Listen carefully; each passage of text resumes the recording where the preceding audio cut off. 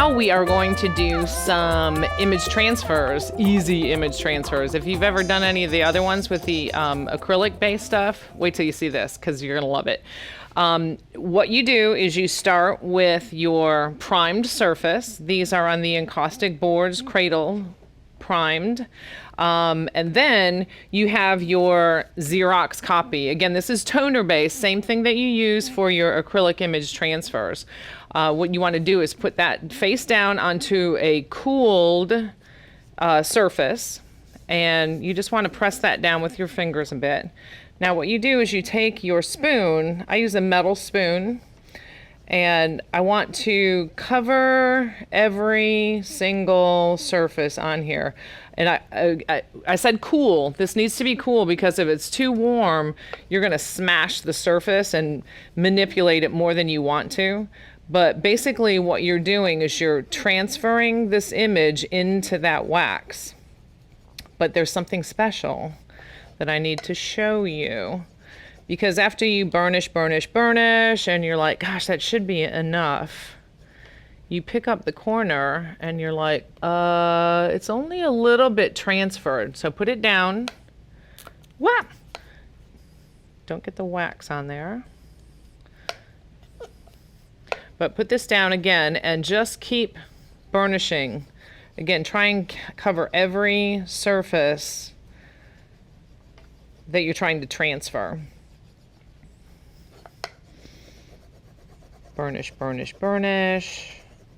What I always tell my students is if you think you burnished enough, do it some more. So here we go.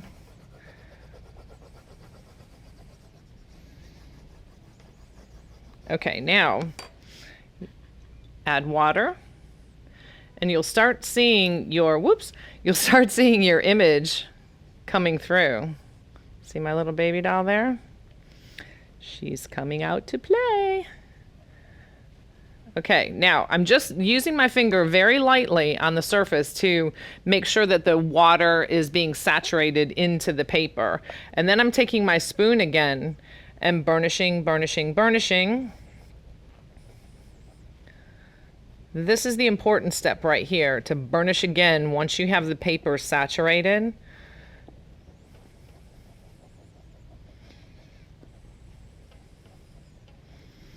And then you take your finger and start pulling the paper off.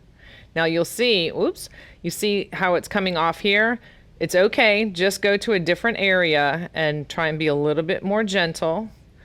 All that tells me is that I should have burnished it a little bit better there, or that I'm being a little too rough with it as I'm pulling the paper off of it. But basically you get the idea. You can mess with this as much as you want. And a lot of times, like, see if I'm having trouble here, I'll go back and I'll try and burnish a little bit more in the area that I haven't pulled the paper away yet. And that way I can always cover this up with more collage pieces or some encaustic paint, however you'd like to do that. So I'm just burnishing some more. Trying to help that along.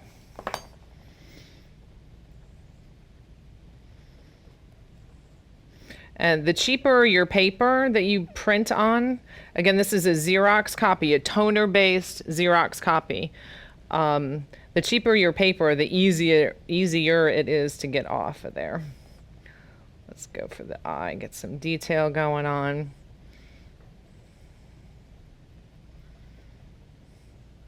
So there you go. There is your image transfer of a Xerox copy.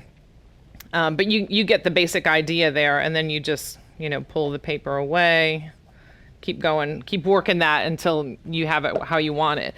Now the next thing I'm going to show you is using graphite paper.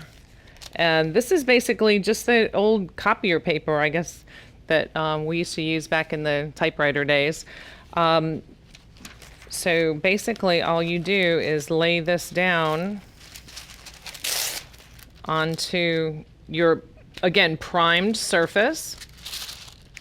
And then from here, you can make any kind of marks that you want to.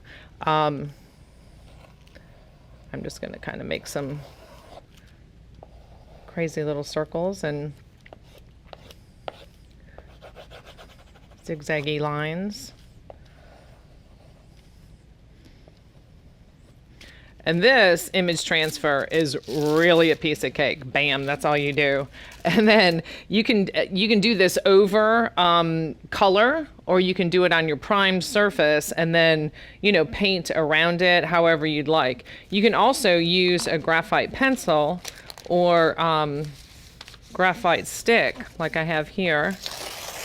And you can just draw any sort of image on here. And you can transfer that whole thing onto here just by burnishing down. You can either use a graphite pencil like I'm doing here, or you can use a spoon to burnish down. Now in this case, you can pick it up and your image will be right there.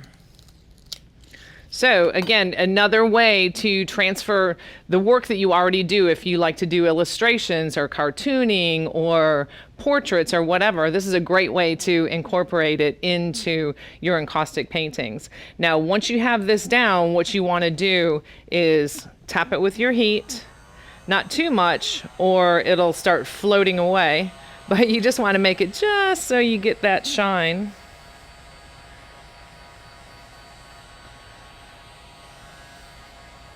I don't have it yet. Here it is. But this way it holds your detail right into the paint. So just do it just till you see that shine and then move along.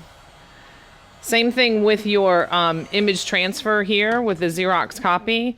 If you go in with your gun after you've gotten all your paper off and you go in with your gun and you heat it too long, it'll just start floating.